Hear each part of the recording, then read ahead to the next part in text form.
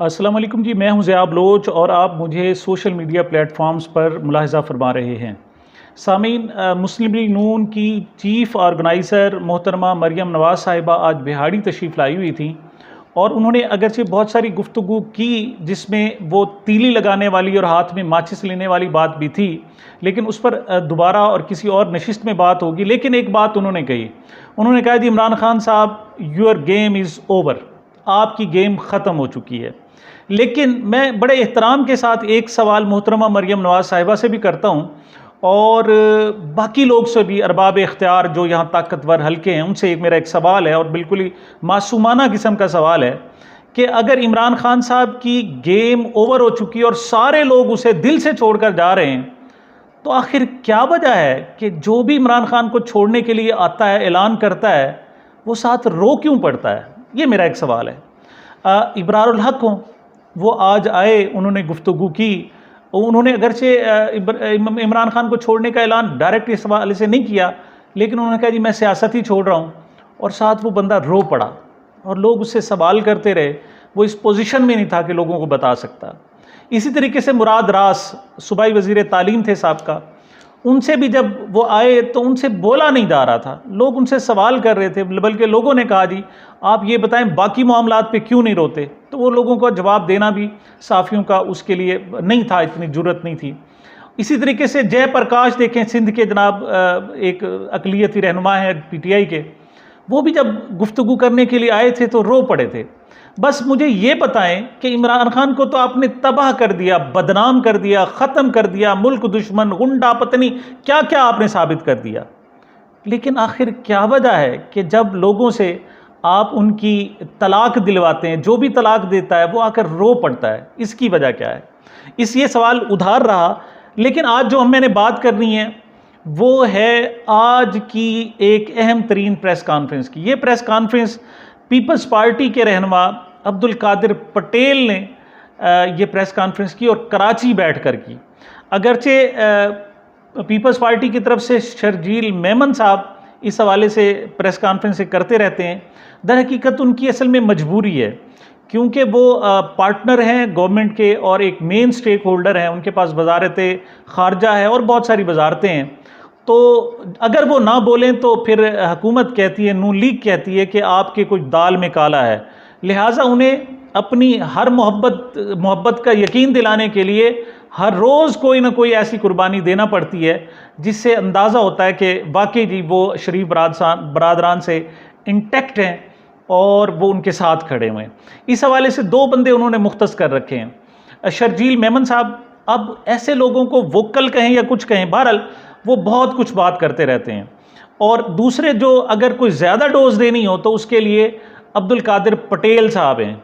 अच्छा, अब्दुल कादिर पटेल साहब के पास वजारत सेहत है, अंदाज़ा करें, जबकि पोजीशन ये है कि अंग्रेज़ी का अगर उनके पास पेज हो तो उन्हें अंदाज़ा नहीं होता कि सीधा रुख कौन सा है, उल्टा रुख कौन सा है। वो उल्टा पढ़ते रहे और बोलते रहे और यूँ जाहिर करते रहे ये जैसे देख कर पढ़ रहे हो। तो फिर साफ़ियों ने कहा जी आप ज़रा सीधा तो कर लें, सफ़ा तो सीधा कर लें, क्योंकि इसमें लिखाई उल्टी आ रही है। लेकिन वो जनाब तंज़ व तशनी और मैं कहता हूँ कि आग लगाने में बड़े माहिर हैं। वो ऐसी ऐसी बात करते हैं कि बंदा जनाब वैसे ही भूसम हो जाता है। वो पहले भी कौमी असम्बली में भी ये बातें कर चुके हैं, लेकिन आज जनाब उन्हें कहा गया कि एक बहुत ही धांसू किस्म की प्रेस कॉन्फ्रेंस करने आ रहे हैं अब्दुल कादिर पटेल साहब, और वो बड़े इंकशाफात करेंगे। तो पहले हाइप क्रिएट की गई ट्विटर पर, मेन स्ट्रीम मीडिया पर, टेलीविज़न पर, PTV पर, दूसरों पर, और साथ शोशे भी छोड़ेंगे कि वो बहुत बड़े इंकशाफात आज करेंगे। और आखिरकार जनाब उन्होंने प्रेस कॉन्फ्रेंस की और उस प्रेस कॉन्फ्रेंस में उन्होंने कहा कि 3 बातें हैं जनाब उन्होंने जो आके कहीं। पहली बात तो ये कि उन्होंने कहा जी फ्रैक्चर है ही नहीं। ये बताएं कि अगर कोई 7 महीने पहले, 6 महीने पहले फ्रैक्चर हो चुका हो तो क्या 6 महीने बाद वो फ्रैक्चर आएगा या नहीं आएगा? नंबर 1। नंबर 2, इमरान खान साहब ने कौन सा क्लेम किया था कि मुझे फ्रैक्चर है? उन्होंने कहा था कि मेरी टांग में गोली लगी है, बुलेट थे, और एक बुलेट है और बाकी उसके जो छर्रे या उसके जो दीगर फॉरेन बॉडीज़ हैं वो अंदर मौजूद थी। इस हवाले से उन्होंने ऑपरेशन भी कराया। अगर फ़र्ज़ करें उस वक्त फ्रैक्चर था तो कौन सी टेक्नोलॉजी है कि 6 महीने बाद भी वो फ्रैक्चर नज़र आना चाहिए? ये कौन सी टेक्नोलॉजी है? हील हो जाता है और प्रोसेसिंग है, ऑस्टियोप्रोसिस है, बाकायदा हड्डी बनने का अमल रहता है और बिल्कुल क्लियर हो जाता है। जैसे 6 महीने आपको कोई चोट लगे तो 2 किस्म की होती है, एक ये होती है जो बरकरार रहती हैं और दूसरी जो है ख़त्म हो जाती हैं। तो ठीक है जी, उनको फ्रैक्चर। दूसरी बात उन्होंने एक नई साइंस निकाली। उन्होंने कहा जी कि पहली बात तो ये कि ये जो उनके सैंपल लिए गए थे, यूरिन सैंपल और साथ ही जो ब्लड सैंपल लिए गए थे, कहते हैं जी उनमें जनाब कोकीन और शराब की बहुत ज़्यादा उन्होंने यूज़ बताया है। अच्छा, ये बात दुरुस्त है कि जनाब आप जब सैंपल लेते हैं, यूरिन का जो सैंपल है विद इन 24 आवर या से 48 आवर्स तक यूरिन में आता है, और अगर आपने 1 या 2 दिन के अंदर अंदर किसी शख्स ने शराब पी हुई है तो वो उसमें डिटेक्ट हो सकता है यूरिन में। लेकिन अगर ज़्यादा अरसा हो गया पिए और दरमियान में गैप ज़्यादा है तो यूरिन में नहीं आएगा। हाँ, अलबत्ता ब्लड में काफ़ी अरसे तक रहता है और यही सैम्पलिंग होती है, जो एथलीट्स होते हैं उनकी सैम्पलिंग होती रहती है। अच्छा, लेकिन यहाँ तक तो बात दुरुस्त थी। आगे उन्होंने एक नई साइंस ईजाद की और वो कहते हैं जी कि इनका जहनी तवाज़ुन भी ठीक नहीं है। वो कहते हैं जी एक्सेस यूज़ ऑफ अल्कोहल और कोकेन की वजह से इनका जहनी तवाज़ुन ही ख़राब है। अस्तग़फिरुल्लाह और इन्ना लिल्लाहि व इन्ना इलैहि राजिऊन। डॉक्टर उसी वक्त से सर पीट कर बैठे हुए हैं कि ये कौन सी मेडिकल है कि जिसमें जनाब अंदाज़ा होता है कि इसका जहनी तवाज़ुन ठीक नहीं है। और वो अच्छा, साथ वो कहते हैं कि किस कदर कोकीन और किस कदर जनाब उन्होंने वो यूज़ की अल्कोहल, वो कहते हैं इसके बारे में अभी रिपोर्टें आ रही हैं।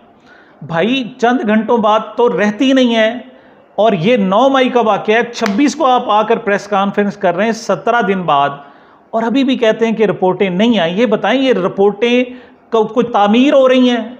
ठीक है जी, ये कंस्ट्रक्शन है कि उसकी तामीर होगी अभी, और क्या हो रहा है? तो वजह यह है कि उनके अज़ाइम ज़ाहिर होते हैं कि क्या कर रहे हैं। देखें, मुखालफीन पर इल्ज़ाम लगाए जाते हैं और हर कोई लगाता है, लेकिन ये जो इल्ज़ाम लगाया है ये इमरान खान के लिए शर्मिंदगी का बायस कम है और ख़ुद पीपल्स पार्टी के लिए ज़्यादा है। क्यों? इस पर उनके अपने वर्कर्स भी शर्मिंदा हो रहे हैं कि हम किस हद तक नीचे गिर गए हैं, किस हद तक पस्ती का शिकार हम हो गए हैं।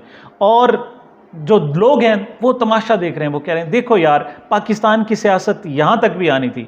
हालांकि ये उसी पार्टी के जनाब MNA हैं और वफाकी वज़ीर हैं जिन्होंने खुद अमरीकी अदालत में बाकायदा एक सर्टिफिकेट दिया हुआ है कि वो ज़हनी बीमारी का शिकार हैं, उनको ज़हनी तौर पर कोई बीमारी है और ज़हनी सेहत उनकी ठीक नहीं है। एक मुकदमे से बचने के लिए जनाब आसिफ अली जरदारी साहब ने अमरीकी अदालत में बाकायदा सर्टिफिकेट दिया हुआ है कि उनको माफ़ कर दिया जाए क्योंकि उनकी ज़हनी हालत दुरुस्त नहीं और वो ज़हनी मरीज़ हैं।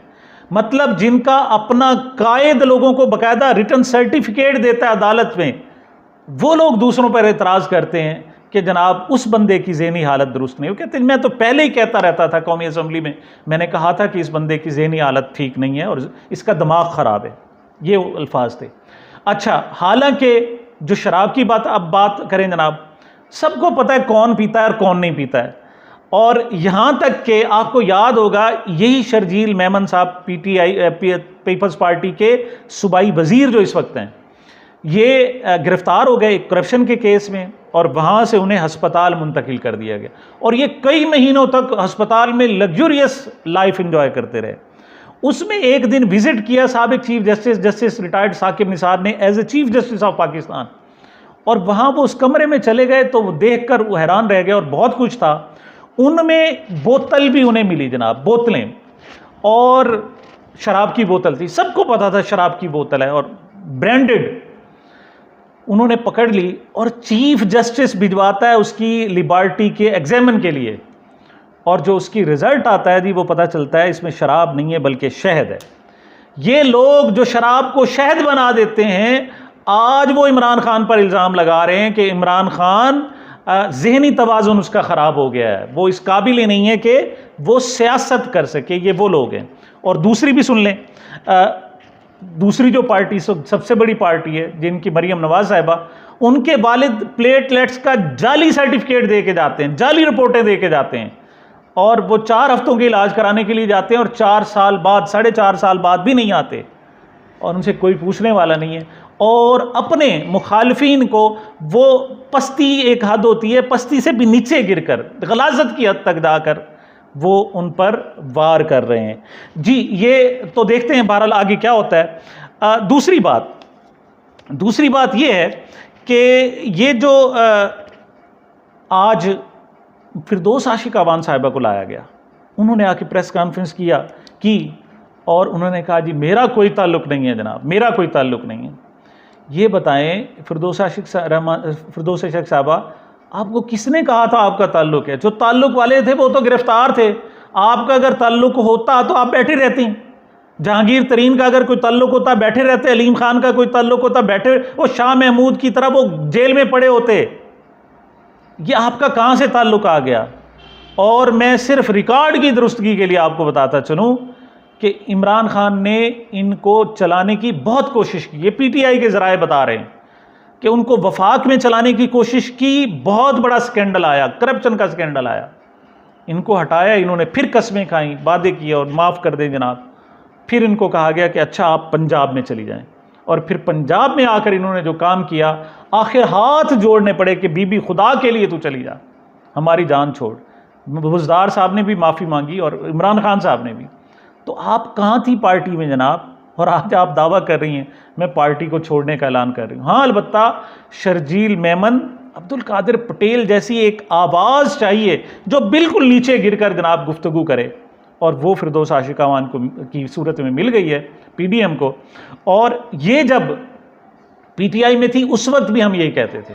देखें, अपने मुखालफीन पर आप इल्ज़ाम लगाएं। मैं सबसे ज़्यादा जो तनकीद करता था वो इमरान खान को कहता था कि आप लोगों को डीज़ल और इस किस्म के नाम रखते। वो कहते जी मैंने तो रखा ही नहीं, ये तो मतलब डीज़ल जो नाम रखा हुआ है ख्वाजा आसिफ का नाम रखा हुआ है, ये तो उन्होंने कहा था उनको। बहरहाल मैंने कहा फिर भी आपको जेब नहीं देता, लेकिन उनका कहना ये था, उनका कहना था कि अगर मैं इनको इस अंदाज में रिप्लाई ना करूं तो ये वो लोग हैं जिन्होंने आगाज़ ही यहूदी एजेंट से किया था। ये जनाब लोगों को क्या क्या खिताब देते थे, उनके इस्लाम भी उनका ख़तरे में हो जाता था, ये वो लोग थे। तो उनका मैं जवाब इस सियासी अंदाज में न देता तो क्या देता, वरना मेरी ख्वाहिश थी कि मैं लोगों को 27 साल से ला इलाहा इल्लल्लाह का मतलब समझा रहा हूँ और वही समझाता, उसी पर गुफ्तगू होती, मैं अपनी कौम की तामीर करता और की उसने। यही वजह तो थी कि जब नहीं संभाला गया, जब अकली तौर पर नहीं समझाया गया, मुदल्लिल अंदाज में, मंतकी अंदाज में इमरान खान नहीं संभाला गया, तो फिर उन्हें कोकेन भी याद आ गई, फिर उन्हें टेरियान भी याद आ गई, फिर उन्हें इद्दत भी याद आ गई, फिर उन्हें निकाह भी याद आ गया, और अब ज़हनी तवाज़ुन भी याद आ गया।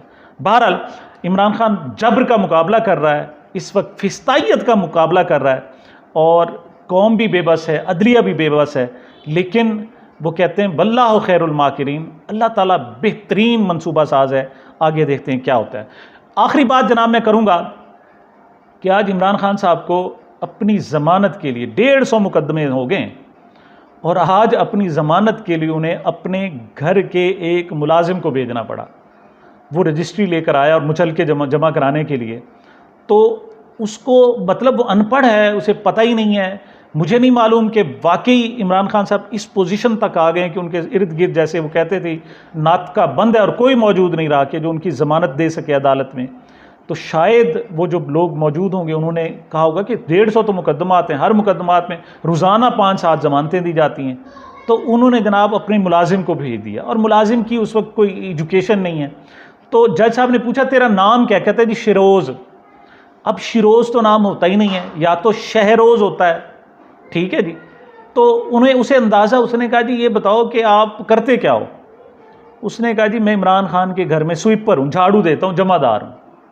आप अंदाज़ा करें कि इमरान खान साहब पर ये वक्त भी आ गया है कि एक साबिक वज़ीर आज़म, वो पाकिस्तान का हीरो जिस पर हज़ारों लोग जान कुर्बान करने के लिए तैयार हैं, और जिसकी एक कॉल पर करोड़ों रुपए, अरबों रुपए इकट्ठे होते हैं। 9 अरब रुपए तो उनका सिर्फ शौकत खानम के लिए इकट्ठा होता है, नमल के लिए अलहदा होता है, अलकादिर यूनिवर्सिटी दीगर प्रोजेक्ट्स के लिए अलहदा होता है।